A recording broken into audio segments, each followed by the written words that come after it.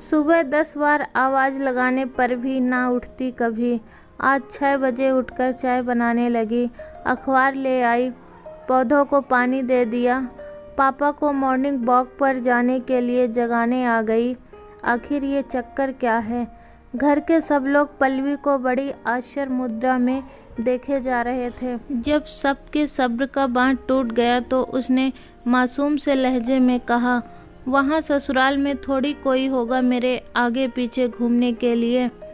शादी फिक्स हुए अभी 3 महीने ही हुए थे और पल्लवी की समझ में इतना परिवर्तन। बेटी को बड़ी होते देख सब खुश भी थे और दुखी भी। शादी हुई, पल्लवी अपने नए घर आई। सुबह नींद नहीं खुलेगी सोचकर वह पूरी रात नहीं सोई। जल्दी नहा धोकर पूजा कर अपनी पहली रसोई की तैयारी की सोचने लगी। क्या बनाऊं जो सबको अच्छा लगे, बच्चों को भी पसंद आए। इस कश्मकश में लगी थी कि एक सहज मीठी सी आवाज़ आई, पल्लवी तुम इतना जल्दी क्यों उठ गई बेटा? राहत का चस्का था उन स्वरों में। पल्लवी ने पीछे मुड़ के देखा तो सासू माँ हाथ में शादी के हिसाब के कुछ पन्ने लिए खड़ी थी। शादी की दौड़ भाग में कितना परेशान हो गई होगी, फिर घर वालों की याद भी आ रही होगी। ऐसे में अगर नींद पूरी नहीं करोगी तो अपनी तबीयत बिगाड़ लोगी। सासू माँ ने हिसाब के पन्नों को टेबल की ड्रॉ में रखते हुए कहा, ये क्या? ये तो बिल्कुल वैसी नहीं है जैसा मैंने सोचा। मैं तो पिछले कितने महीनों से जल्दी उठने की प्रैक्टिस कर रही थी और यहाँ तो कुछ और ही हो गया। मेरी पूरी पढ़ाई घर से दूर रहकर हुई थी हॉस्टल में, जिस कारण मैं घर के कामों में उतनी कुशल नहीं थी जितना एक नई बहू को होना चाहिए। पहली रसोई में एक रोटी बनाए जाने का रिवाज है हमारे यहाँ। आटा ज़्यादा गीला हो जाने की वजह से रोटी उतनी गोल नहीं बनी जितनी बननी चाहिए। मन में बहुत डर लग रहा था, बहुत बुरा भी लग रहा था। मन ही मन माँ को कोस रही थी, क्यों मुझे डांट कर अच्छे से घर का काम नहीं सिखाया।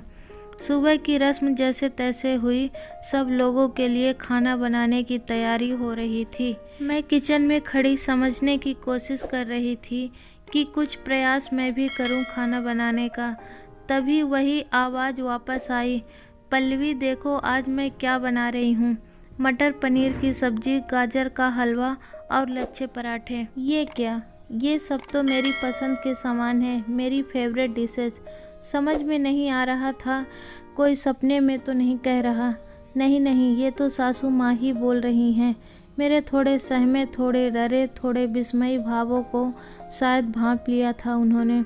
वो मेरे पास आई और मुझे बिठाकर बोली, शादी लड़की की परीक्षा नहीं है पल्लवी, जहाँ कदम कदम पर उसे किसी टेस्ट में पास होने पर नंबर दिए जाएं। तुम्हारी शादी केवल मेरे बेटे से नहीं हुई है, जितनी तुम्हारी खुशियों की जिम्मेदारी मेरे बेटे की है उतनी हमारी भी। मैं तुम्हें इस घर में केवल काम करवाने, तुम्हारी खूबियों को परखने, तुम्हारी आज़ादी को छीनने या तुम हमारे लिए क्या क्या बलिदान कर सकती हो ये जानने के लिए नहीं लाई हूँ।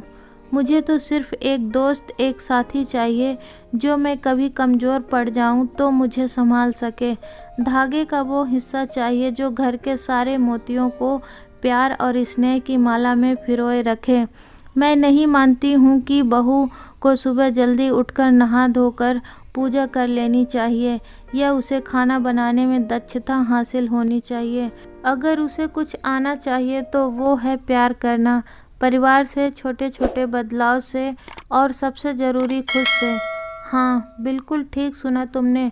जब तक तुम खुद से प्यार नहीं करोगे तुम खुश नहीं रह पाओगी। ये शादी तुम्हारे सपनों की कुर्बानी नहीं है बेटा, तुम्हारे सपनों की उड़ान है।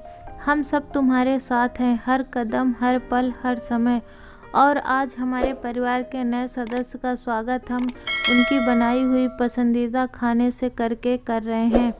आज पल्लवी की शादी को 9 साल हो गए हैं, लेकिन उसने अपनी शादी में जो सबसे अनमोल रिश्ता कमाया था वो था माँ।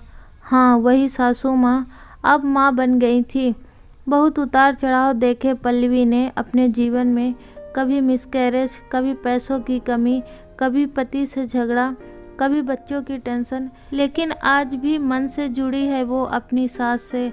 हर पल वो यही कामना करती है कि जब उसका बेटा बहू लेकर घर आए तो वो उसकी सास के जैसे सास बन सके, या उनका अंश ही सही।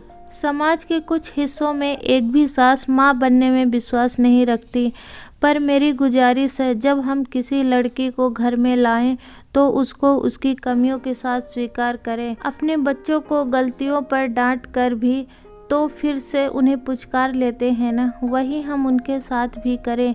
ये लेख उन सभी सासू माँ को समर्पित है जिन्होंने अपने प्यार, व्यवहार, सोच से मदर इन लॉ की स्टेरियोटाइप छवि को बदलने का बीड़ा उठाया और नारी का नारी को सम्मान करना सिखाया। दोस्तों, आपसे गुजारिश है कि आपने अभी तक हमारे चैनल को सब्सक्राइब नहीं किया है तो प्लीज़ सब्सक्राइब कर दीजिए, बेल आइकन प्रेस कर दीजिए ताकि हर नोटिफिकेशन आपको मिले सबसे पहले।